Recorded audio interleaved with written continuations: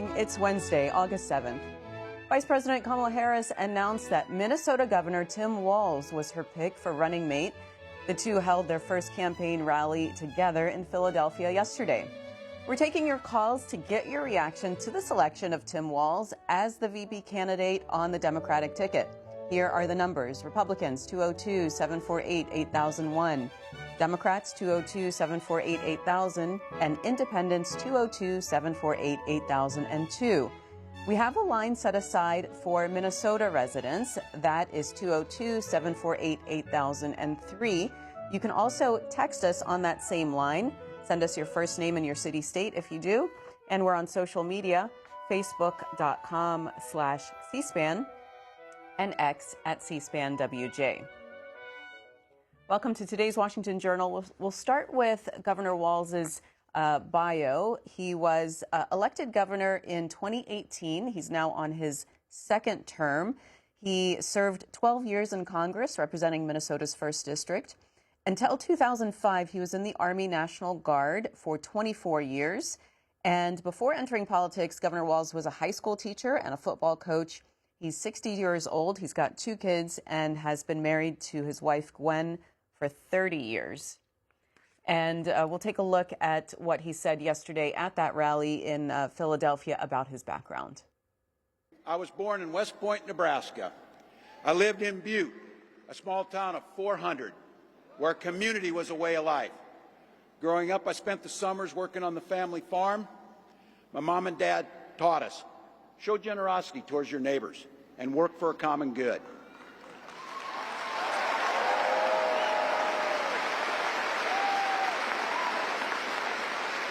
My dad served in the Army during the Korean War. And with his encouragement, at 17, I joined the Army National Guard.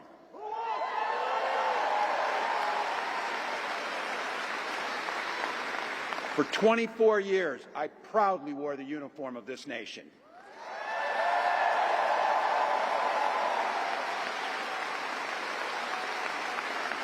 The National Guard gave me purpose. It gave me the strength of a shared commitment to something greater than ourselves. And just as it did for my dad and millions of others, the GI Bill gave me a shot at a college education.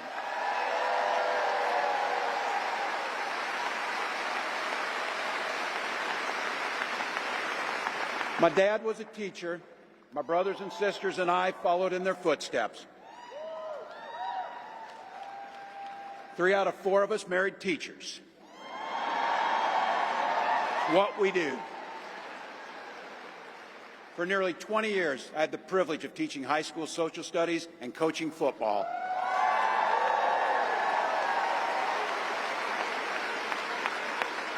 Including winning that state championship. So thank you.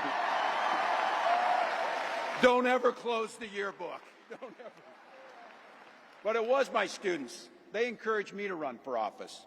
They saw in me what I was hoping to instill in them, a commitment of common good, a belief that one person can make a difference. So in 2006, I took a leap and I ran for Congress.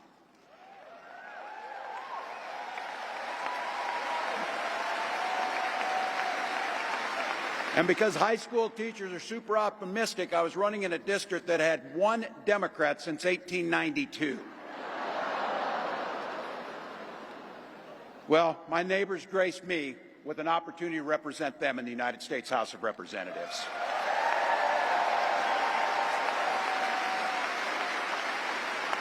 I'm proud of the work we did there together. I worked across the aisle on veterans issues, on agriculture, and on ways to grow rural economies. I learned the art of compromise without compromising my values. If you missed that rally, it's on our website in its entirety on our website, cspan.org. Well, former President Trump reacted to the pick on Truth Social. He said this is the most radical left duo in American history. There has never been anything like it, and there never will be again. Crazy Kamala is indeed, all caps, crazy. I hear there's a big movement to bring back Crooked Joe. Take your calls now. Go to Willie in Annapolis, Maryland. Democrat, good morning. Yes, good morning. I thought it was excellent. What the speech, both what the vice president made and first the governor from Minnesota. I think it was great. I don't think I've heard anything any better. But my main concern, too, as well, and this might be a little off the point, but I'm wondering if there was going to be a program in reference to cyber safety, because I remember Hillary Hillary Clinton looked like she was going to beat Donald Trump, but then we had this conspiracy of interfering over the internet, and that's my biggest concern. I'm not worried. I think she will beat Trump, and I think she will beat him a lot bigger margin than people may think. But that's my main concern right now is cybersecurity over there at the polls. All right, Willie, let's go to Glenn in Corpus Christi, Texas. Republican, good morning. Good morning, Mia. I saw the speech that Harris and Walz gave, and it's the biggest bunch of lies. And I tell you what, if I did what he did when he was in the military, leave his brother out there to die, I wouldn't be on that stage bragging about his life. I'd be ashamed of his life. The Democrats are really going to soap the audience, and they're going to really nail them if they get to be elected. We'll be a communist country if they get to be elected. This country is going to hell. Everybody will be broke. And Glenn, when you say a communist country, can you what are you worried about would happen specifically that would lead to communism? Well, Bernie Sanders is a socialist person, and he's pushing these two people to be socialist, communist. Bernie Sanders said that years ago that the USA will soon be a socialist country. That means they'll be communist. And they want to run everything. The voters will have no say on what to do, what to buy. They'll be like Russia. All right, and let's go to Brooklyn, New York. Democrats line. Is it Agreel?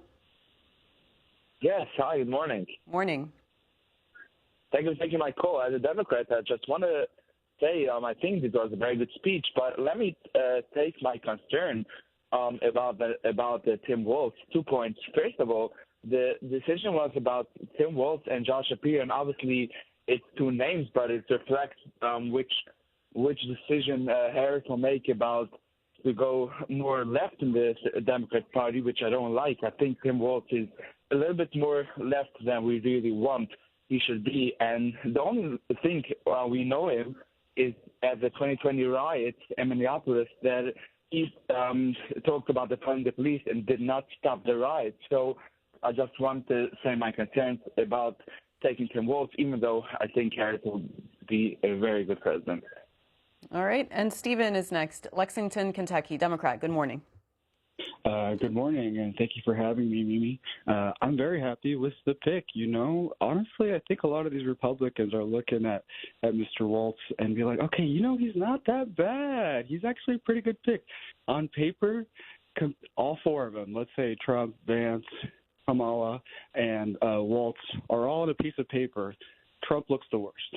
Even next to J.D. Vance, Trump looks the worst. So everybody, on the Democratic side, great choices.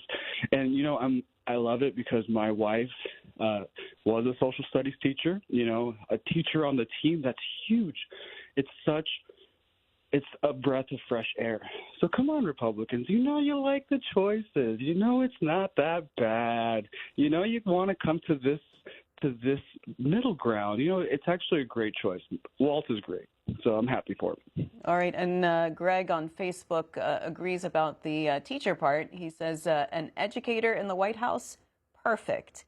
Now, a previous caller mentioned the riots in Minnesota, so I want to show you this. This is in Politico, how a summer of unrest sparked by George Floyd's murder put Walz in the spotlight.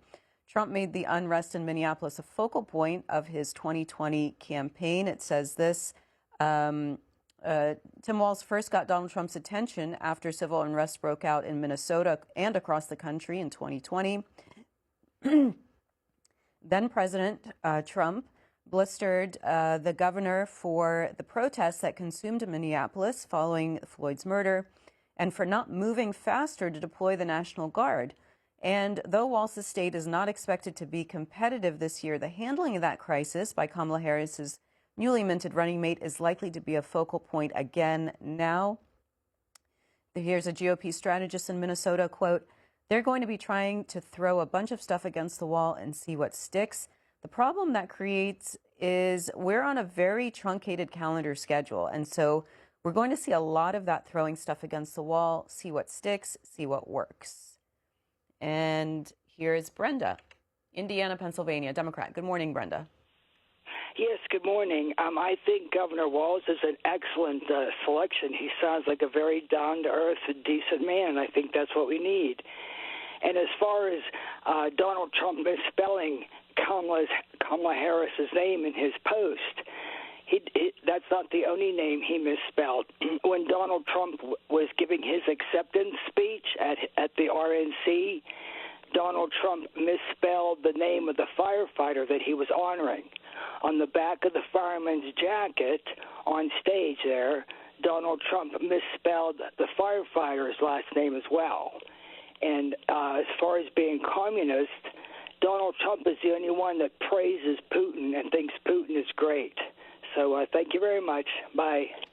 And let's take a look at a portion of Vice President Kamala Harris from yesterday's rally talking about her plans for the future.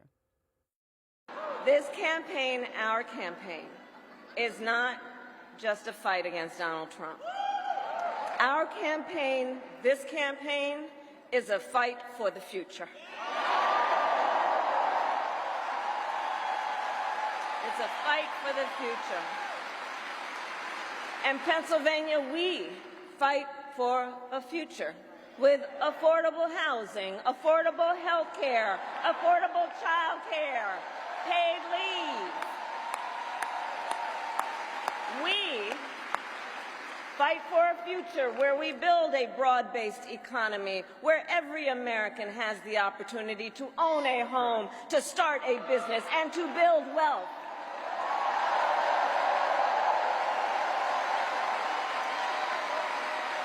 We fight for a future where we bring down prices that are still too high and lower the cost of living for America's families, so that they have a chance not just to get by, but to get ahead.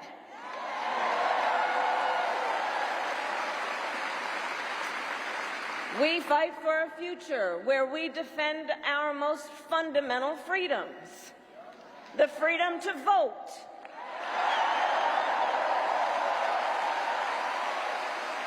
the freedom to be safe from gun violence,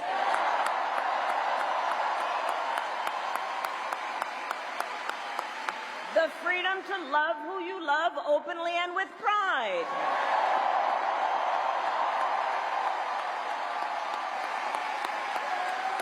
and the freedom of a woman to make decisions about her own body, not having her government tell her what to do. And we're getting reaction to the pick of Governor Tim Walz as the VP running mate for Vice President Harris. The numbers are on your screen. Republicans 202-748-8001, Democrats 202-748-8000, and Independents 202-748-8002. We also want to hear from Minnesota residents about your governor being picked. That number is 202-748-8003. We're also getting some reactions on social media. Here's Bill on Facebook. He says he's unaffiliated and he's from Michigan. Makes no difference to me. I'm voting third party. I've had enough of the Democrats and Republicans. And Lucretia says, I honestly never heard of the man until yesterday, but seeing all these reels highlighting his accomplishments and with his family and animals and kids, plus that whole Prince thing, Kamala Harris could not have picked a better guy to get the people's house with. They have my vote. And Derek's reaction is, meh, should have picked Shapiro. Let's hear from Bob in Port Crane, New York, Independent. Hi, Bob. Rob, sorry. Good morning. Morning. First of all, I think this man's a radical. He's worse than Kamala. He was the one that he was the governor of Minnesota when BLM burnt Minneapolis to the ground. He let it happen. Kamala bailed him out. This guy, he pushed for tampons in boys' bathrooms, sex changes for minors, and driver's license for illegal aliens. I mean, it doesn't get any worse than that. These callers that say that he's a great pick, he's a horrible pick. Don't forget, when she was running for president, she got 1% of the vote and dropped the hell out. And she's going to get even less than that this time because she's a nut job. And those people, it cracks me up. Every sentence she says, they go, blah, blah. What a bunch of sheep. You Democrats should be ashamed of yourselves. Donald Trump's the only person who can bring this country out of what we're headed for right now, which is World War III and Rob, economic disaster. As an independent, did you vote for Biden or Trump in the last election?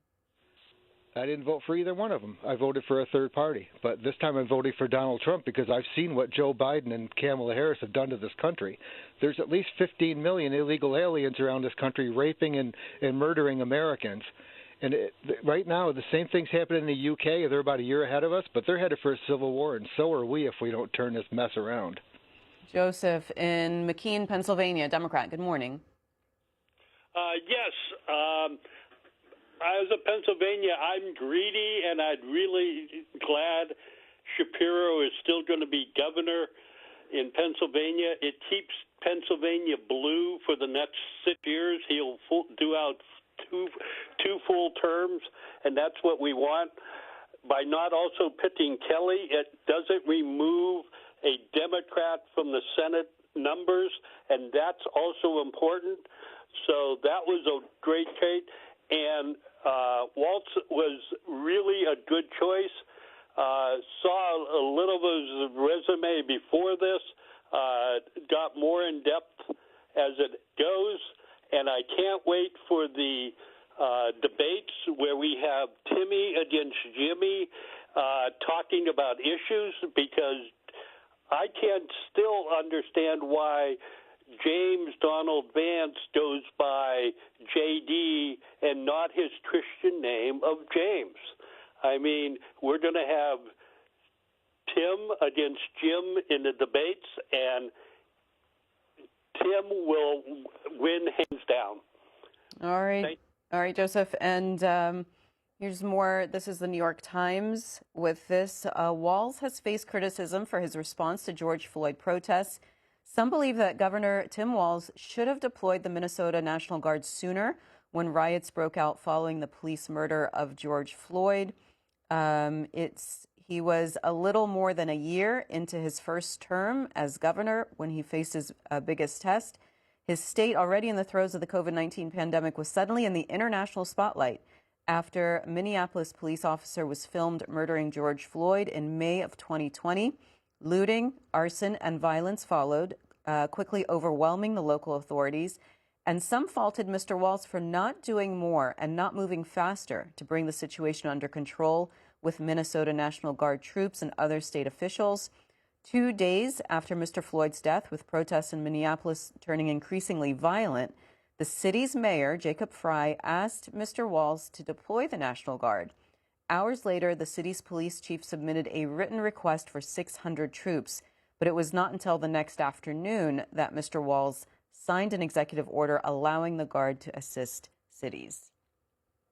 And here's Kathy, Monroe, Michigan, Republican. Good morning. Oh, hi. I think the Democrats are just going to describe him as they want in a positive light, just like they do with Vice President Harris. So, you know, I don't think the truth on that's going to get out. I hope Democrats do look elsewhere than just where the CNN, ABC, NBC, all that. And I do want to mention, a couple weeks ago, the House condemned Vice President Harris for failure to do the border control.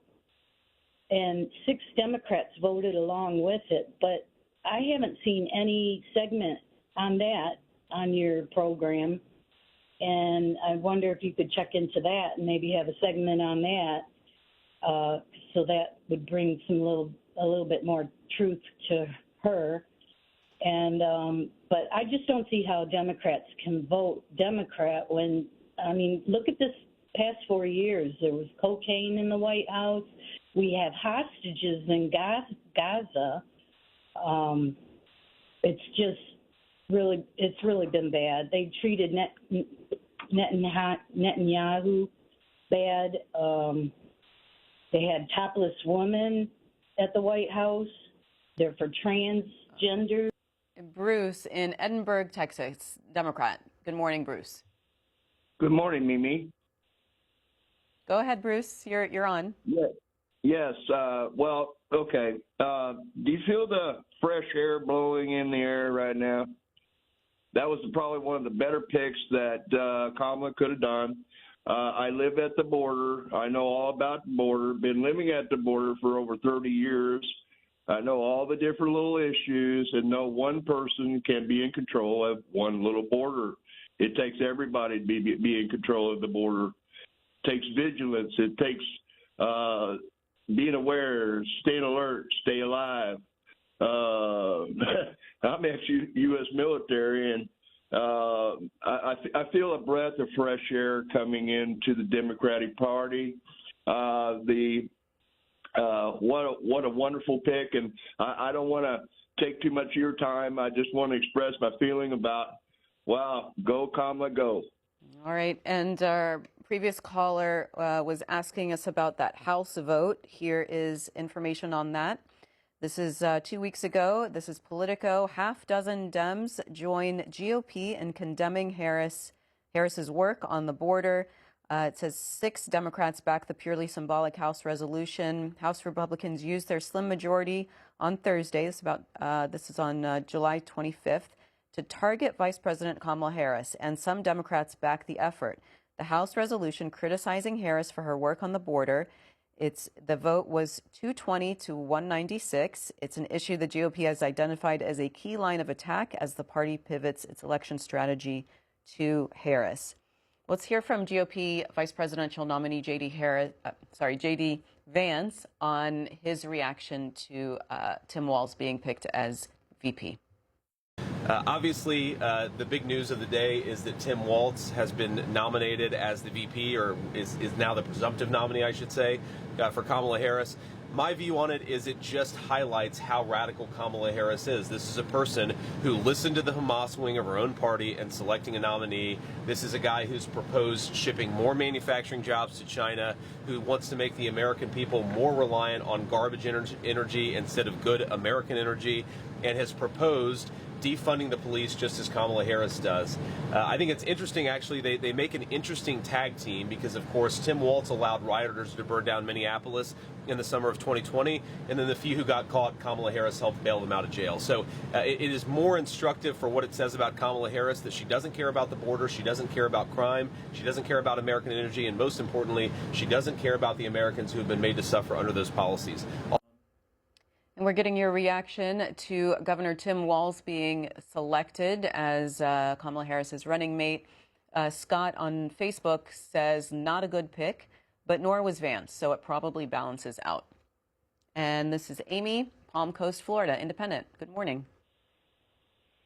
Good morning. I am just thrilled about the selection of Tim Walz as a vice presidential candidate. Hello? Yes, I was just going to say, why is that? Go right ahead. Because he truly is a man of the people. I mean, we have not had a populist president in probably over 50 years, or, vice president, anybody on the presidential ticket. We haven't had someone like him for 50 years at least. Everything that he's done for education, providing free school lunches to children, just what he's done for workers. He, improved working conditions for Amazon workers. He's very pro worker, so that is great. It's what we need. He did the police brutality reform after the George Floyd riots. So he is somebody that does take action, and he does what's best for his people. And I'd also like to touch on the whole trans thing, because I know that Republicans want to bash him for this, but what he did was make Minnesota a sanctuary state for families that were trying to get help for their children. Because in Republican states like Florida, maybe I think Utah, I think probably Texas, the state can not only take your child, but they can jail you for getting gender-affirming care for your child. So all he did was make Minnesota a sanctuary state for people that wanted to get to have gender-affirming care. And probably the same thing for abortion as well, since we're going to have women having to flee their states in order to get reproductive health care. So I just think Kamala has done a great job. She has brought the entire Democratic Party together, and we are just going to smash these Project 2025 authoritarians in November. All right, Amy, and here's more information about that, what Amy was talking about from the St. Paul Patch. It says, what to know about Governor Tim Walz's controversial tampon bill. It says tampons, pads, and other menstrual products must be stocked free of charge in Minnesota's public schools. It says some of the most progressive laws in Minnesota's history were passed in the last 2 years, during the period when Democrats held a trifecta in the state government. Among those laws is one that requires public schools in Minnesota to stock menstrual products in all girls' and boys' bathrooms at no charge to students. The bill went into effect January 1st. The products must be available in restrooms regularly used by students in grades 4 to 12. And Steve in Reinholds, Pennsylvania, Republican. Hi, I'm Steve. Hi, Steve. Thank you for taking my call. I think it's a great pick. I'm a Republican. I think it's a great pick because it just shows the contrast between the two parties. I think it's an incredible deal how every American will have a choice this November to choose, where do you want this nation to go? I mean, do we become socialist or are we a democracy? And that's all I have to say. I thank you very much. All right, and Derek, Laurel, Maryland, Independent. Good morning. Good morning. It's a great day. I am excited about what's happening in the Democratic Party, although I am a Lincoln Republican who has gone over because I am not going back to a convicted felon. I'm not going back to an adulterer. I'm not going back to a fraudster. I'm not going back to someone who claims to understand economics and had so many bankruptcies. I'm not going back to a number of empty, promised Republicans. I'm moving forward. I'm moving forward. And I'm so challenged by every time a Republican gets on this line, all they can do is talk about the worst, the worst, the worst. If the country's so bad, why don't you move out of the country? That's all I have. So, Derek, when you say you're not going back, had you voted for Mr. Trump in the past? Yes, and I'm not doing it again. Not doing it again. And why did you vote for him? Well, I thought it appeared to be a change. It appeared to be a breaking up the system. But what it turns out to be was just one seeking out riches for he and his children. Folks don't want to talk about his children and how many riches they gain from this. You know, so it's been really, really disappointing. And even the rioters at January 6th, we all forget about that. Lives were lost. Property was damaged. Our sacred building was violated. I can't forget that. First time in history, a Confederate flag is in our Capitol. You know, Republicans have short memories, very short memories. You can't say you stand for this country. You can't say you stand for the Constitution. And you can't say you stand for the military. I'm from a military family. That is not what military folks do. So I'm extremely disappointed in what I've seen. Hope that answers your question. And let's go to West Chesterfield, New Hampshire, Democrat. Ron, hello. Hi, good morning, and thank you for taking my call. I think Governor Walz is a very down-to-earth choice. He seems like a very decent work with everybody, try and get things done. Listen, I really got to push back on a few of these things. That that last Republican guy that came on was spot on. He truly was. Donald Trump is a felon. And talk about sheeple. I mean, all the people that are lining up behind Trump, just blindly following him around all the time. When it comes to the border, our last 6 presidents have had problems with the border, and nobody seems to be able to get it fixed. At least the Democrats came up with, Democrats and Republicans together came up with an idea to send stuff to the border. There was no other earmarks in that bill. It was just all stuff that would have went to the border, that would have helped to ease the border, and more judges, more of everything that the border needed to help make things safe and keep illegal drugs and migrants, illegal migrants out at that point. And no, they just wanted the issue. They don't care about fixing the problem.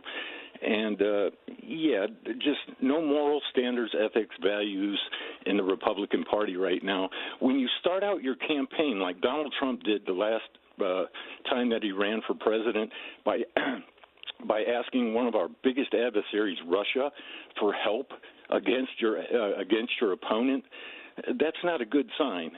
Talk about communism. Elect the Republicans, and that's what we're going to have in this country is communism. Thank you. All right, Ron. And Mike is a Republican in Palmetto, Florida. Hi, thank you for taking my call. I just think it's all in the script. I've asked my friends that are Democrats and Republicans, who did you vote in the primaries? A few selective individuals in the parties selected the candidates to be running. I don't think that's really fair. I'm not going to vote for either or.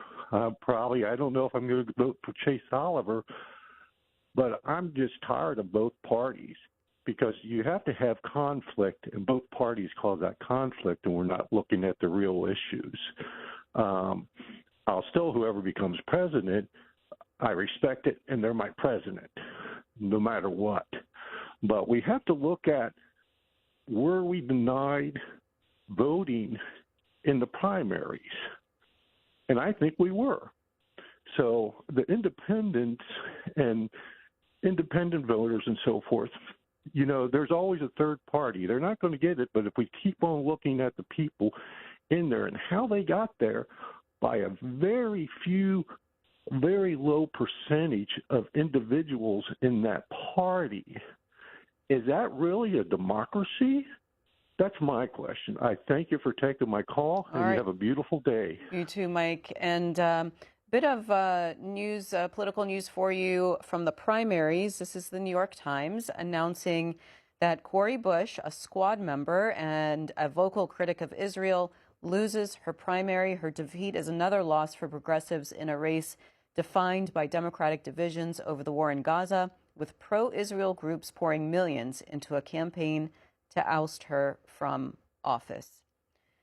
And going back to our story about Governor Tim Walz, here he is from yesterday towards the end of the rally.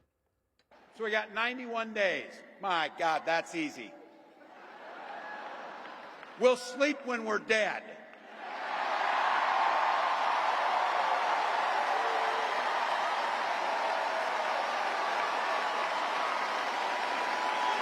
Over those next 91 days and every day in the White House, I'll have Vice President Harris's back every single day.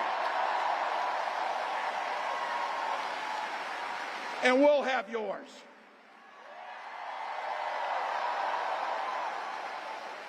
You know how this works. We can't do it alone. We need you, each and every one of you.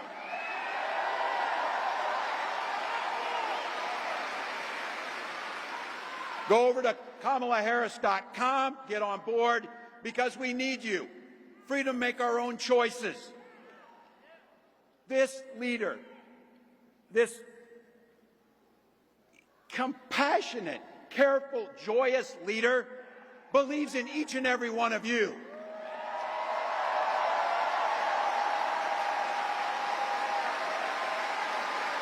My God, you came here tonight to sit at the very top because you love this country and you're not going back.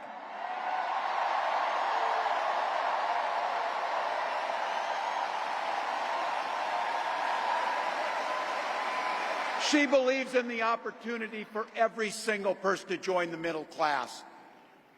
She believes in the promise of America. We just got to fight. We just got to fight.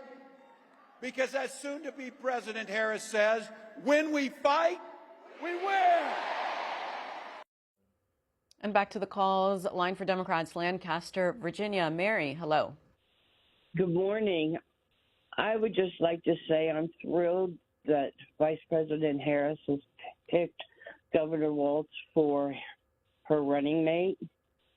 And, you know, we all get so sick and tired of the bashing from the Republican Party about who did this and who didn't do that.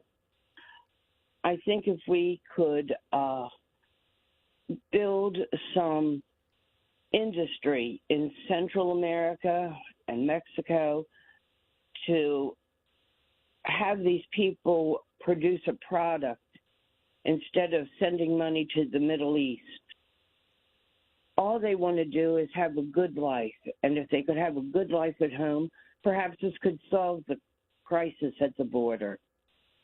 And once again, I'm thrilled to have a woman become president. We've been running a budget all of our lives.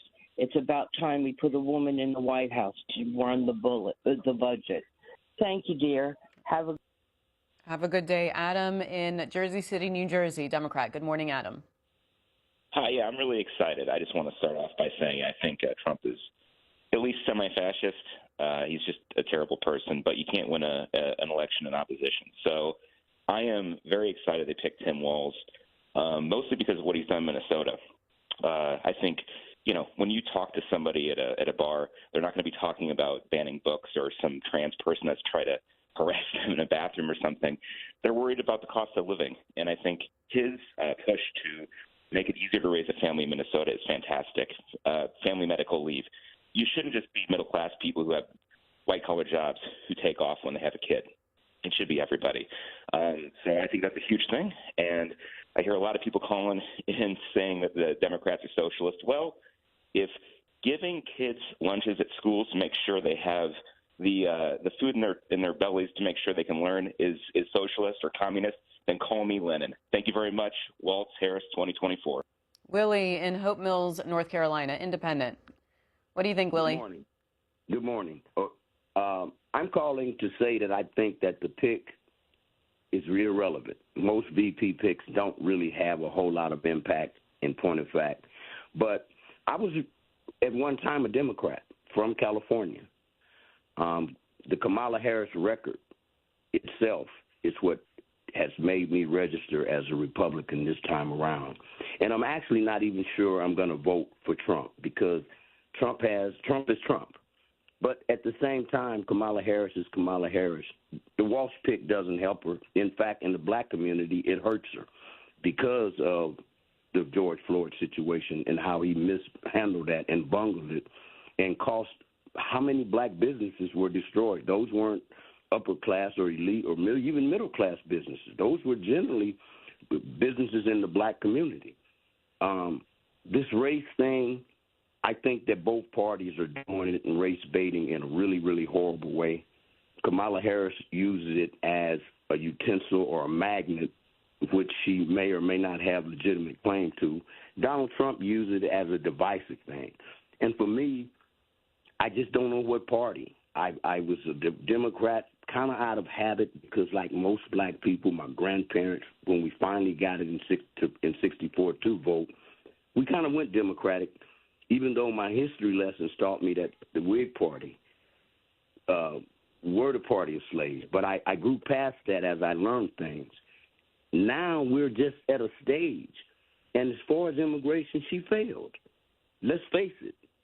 Not only her, but she failed miserably because she never went. Trump at least had a kind of draconian policy, but it was least effective.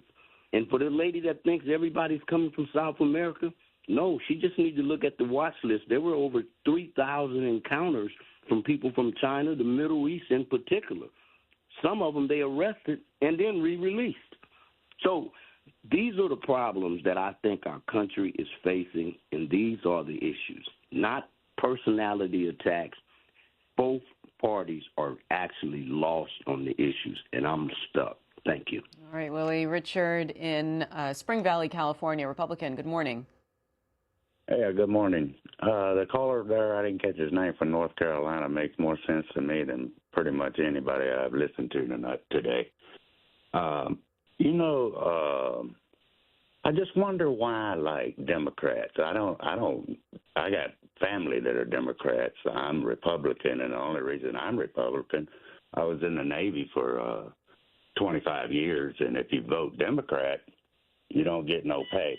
If you vote Republican, you get pay. And I wasn't making no money anyway. I was there for 25 years. I made like $70,000 a year. Wait, Richard, anyway. that sounds strange.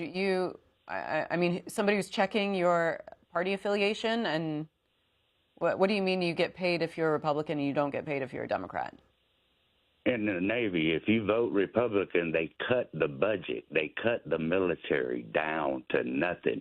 So there is no money for us to get a raise. You're saying that lawmakers would cut the budget, the defense budget. There. Yeah, when got it. the Republicans are in there, I get advanced more money per month. You understand? So, but that ain't my call.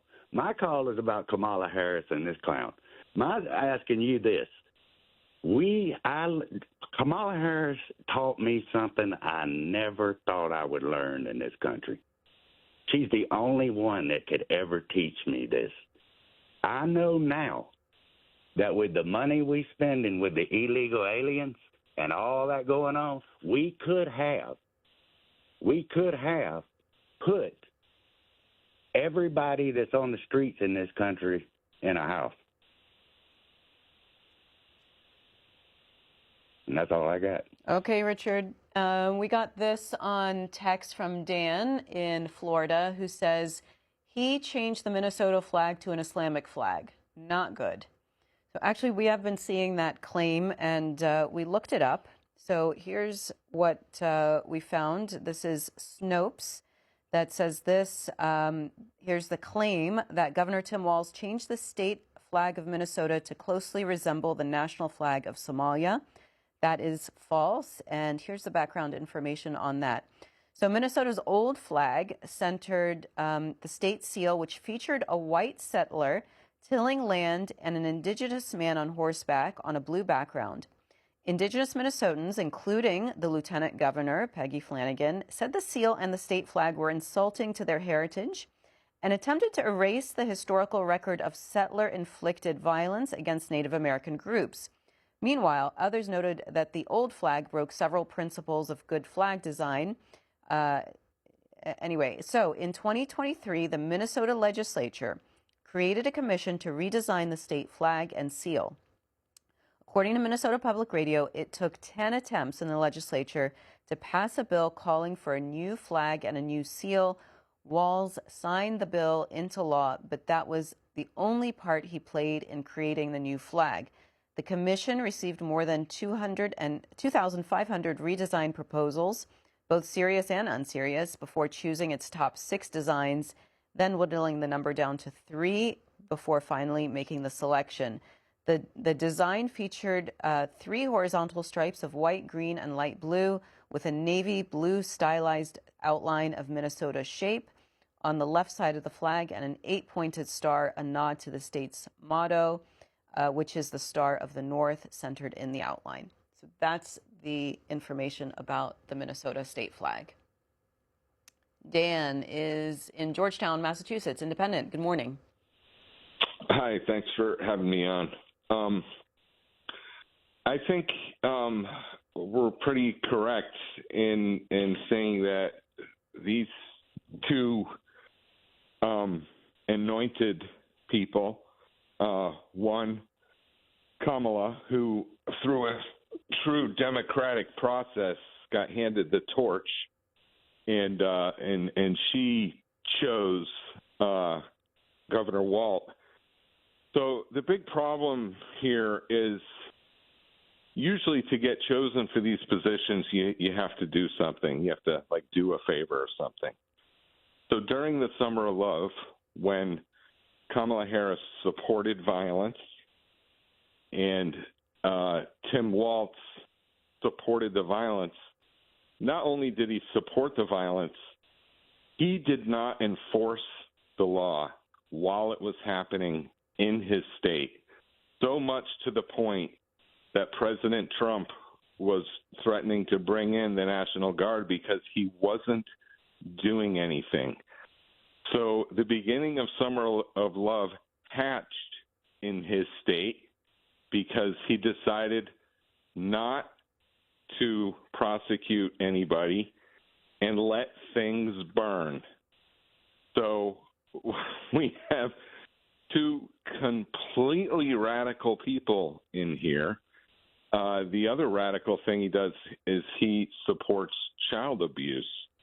And I don't know how anyone on this planet can say that confusing children about sex and gender and then allowing minors to take actions, physical actions, to change their gender or sex as a minor, I don't know how anyone can get there. He signed it in as an executive order. So we're talking about two extremists that were never voted in at all.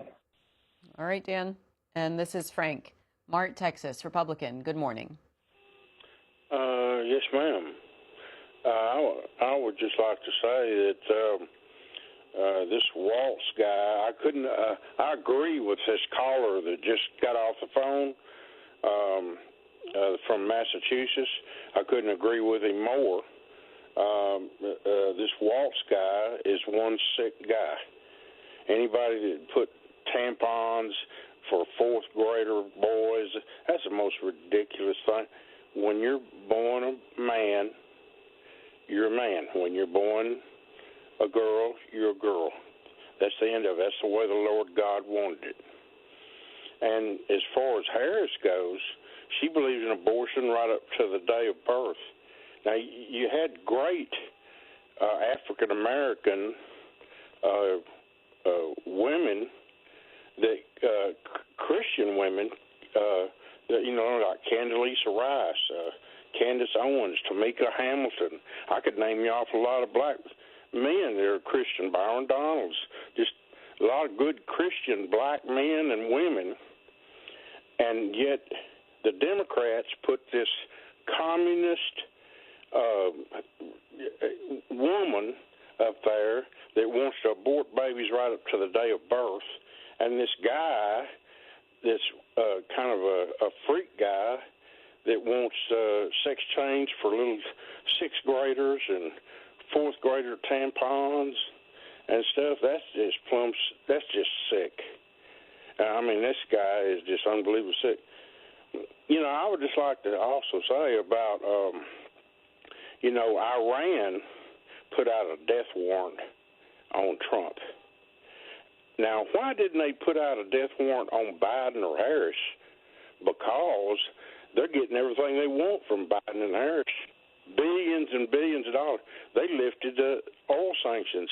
Trump put on oil sanctions against Iran. They couldn't do nothing. They couldn't buy a candy bar in a candy store. Same way with Russia. Trump had sanctions on them. They couldn't sell their oil. What did they do? When Biden got in, Biden lifted the oil sanctions. They got billions and billions of dollars because they were able to sell their oil. Russia was. Same way with Iran. What do? Iran starts attacking Israel, and they just got through attacking our bases overseas, and hurting and trying to kill our soldiers. And not only that, we got 42 Americans dead over murdered by in the Gaza Strip in Israel.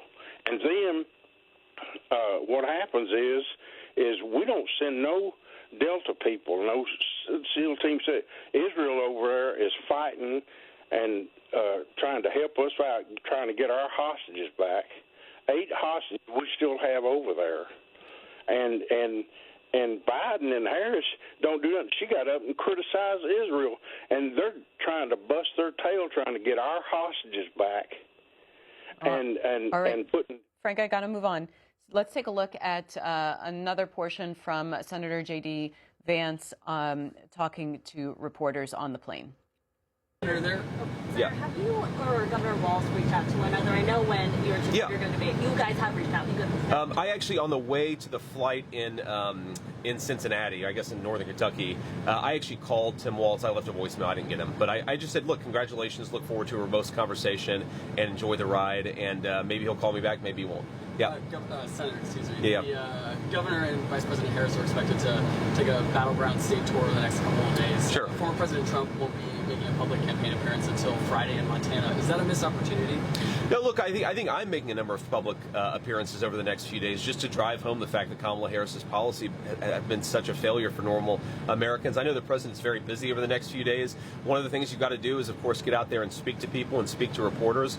A final thing that you have to do, of course, is raise the resources, and I know the president's very busy doing exactly that. So he and I are taking a divide and conquer strategy to this campaign. Sometimes we obviously do events together, but I think we're going to use the fact that we have 2 people who can both get out there and prosecute a message. We're going to hit the road, but I want to make just one final observation. I know most of you. I like all of you as people, or at least I like the ones of you that I know. I think that you guys have got to do a better job at actually forcing Kamala Harris to answer questions. This is a person who's been the presumptive Democrat nominee for 16 days. She hasn't taken a single real question from a reporter. The American people deserve to get to know the people who want to lead them, and I think it's shameful for Kamala Harris, but increasingly for the media, that she's taking a basement strategy of running from reporters instead of getting in front of them, answering tough questions about her record, and letting the American people know who she is. President Trump and I take hostile questions, we take non-hostile questions, we get out there and talk to people because we respect the American people enough to want to persuade them and not to try to run from them. So I think you guys got to do a better job. That's my humble opinion. And James in Akron, Ohio, Democrat. Hi, James. Yes, I have a couple things to say. First of all, the last Texas caller you had, I don't know where they get the information from. And it's pitiful to hear these guys call in and talk about what kids are allowed to do. In every state in the country, these kids cannot have the operations or surgeries or any of this stuff done without the consent of the parent. All this stuff that they're talking is crazy talk. What I called about was this. Everything that we're taught as kids, how to treat others, how to be, don't do things to others that you wouldn't want done to yourself, and all those things we're taught as kids that makes you a liberal. And then to be a conservative, it seems like you have to hate everybody. Something's always wrong. We are always up against some enemy, just like the border situation. The Republicans have never wanted to solve the border crisis. As far as the border crisis is concerned, with so many people crossing the border, even right now, the last border bill that they put forth, they've been lying, saying that 5,000 people a day getting across. No, that was after you had interviewed or retained whatever 5,000 people, then they would stop letting the people cross, period, and they wouldn't take any more candidates. There's nothing about 5,000 people getting in a day, and it's not in there, and they know it's not in there because their guy wrote the bill. And there's one lie after another. I'm just tired of hearing the constant lying and the badgering about people for the very same thing that they taught us from K through 12th grade that was okay. And after that, then you have to hate people and be nasty toward everybody just to be a Republican. Listen to the callers that call in. The things that we were taught as kids, those are Democrats. the things that we were taught how to get along with everyone that was Democrat, to feed the poor, to help the homeless. Those are all Democrats. Republican, they turn 18 or 21 and they think you have to be hateful in order to be an adult, and they say all Republicans are adults. That's the most insane thing I've ever heard. All and right, they talk about James, let's go to Steve in Pekin, Indiana, Democrat. Hi, good morning. Morning. I'd like to call in, and I watched Kamala Harris last night with Tim Walz introducing him as the new vice president running mate for her. And I would like to say the word to describe this is jubilance. People do not forget it. The word is jubilance. Let's keep it alive. We've got 90 more days to beat Donald Trump and possibly have the chance to make him pay for the crimes he has committed. Well enough said on that. People need to step back and realize if you're not indigenous, if you're not trapped on a swath of land that the government imprisons you on, you are not an American. You are an immigrant. My grandfather was an immigrant from Sicily in 1924. I am proud to say that man came through Montreal, Canada, and was a WAP. Yes, a very derogatory term, without papers. Now, all these people that are coming from Venezuela, Central America, Mexico, they're fleeing murderous, dictatorous states, just like Mussolini was running at the end of World War I and into World War II. We cannot suffer these atrocities again. Please, please, please, America, do not let Donald Trump near the White House. All the right, situations with George Floyd, terrible, terrible, terrible. He did nothing for racial injustice. He let police go wild and murder citizens in the streets. Gun violence. We had Uvalde. We had the shooting in Las Vegas, all under Donald Trump.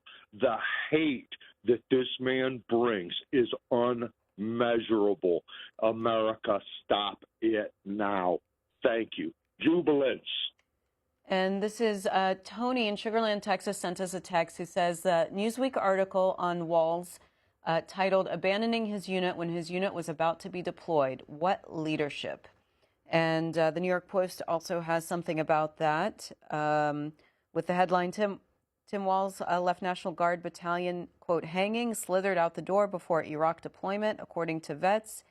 It says that veterans have accused Minnesota Governor of embellishing his military career and abandoning his National Guard battalion, highlighting that the now vice presidential pick for the Democrats never served in combat and retired from service ahead of his unit's 2005 deployment to Iraq.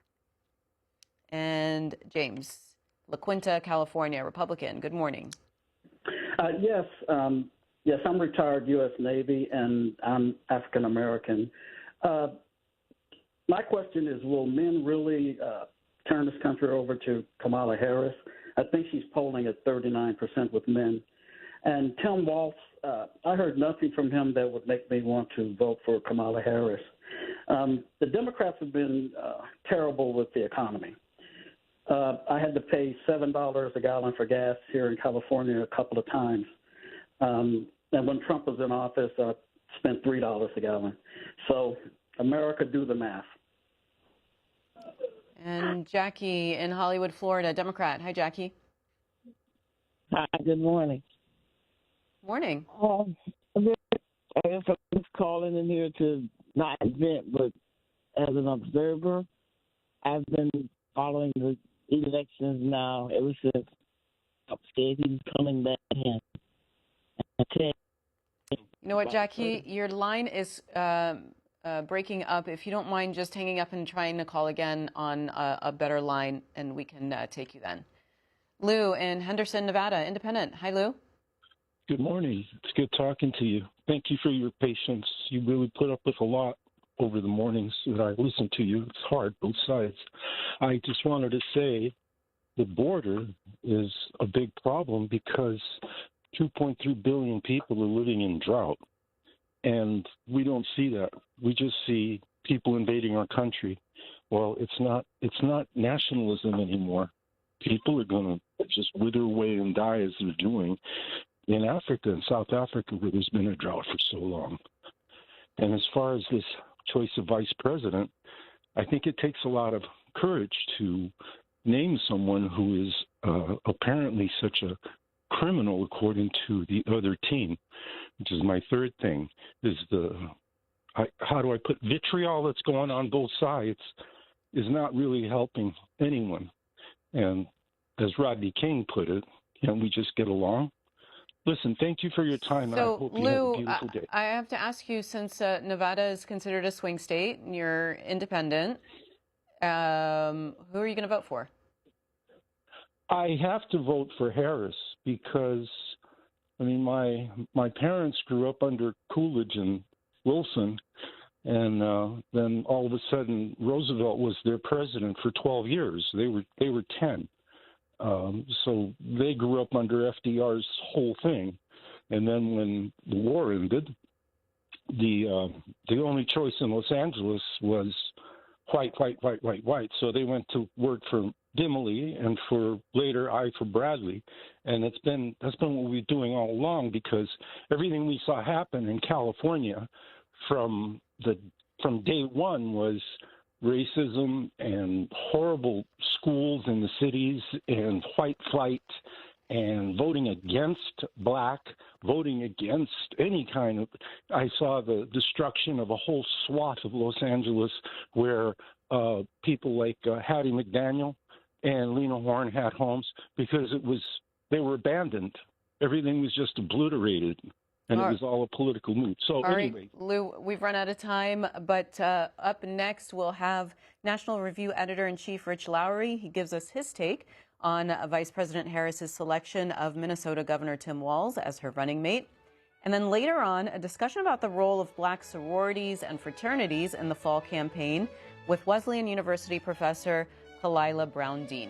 We'll be right back.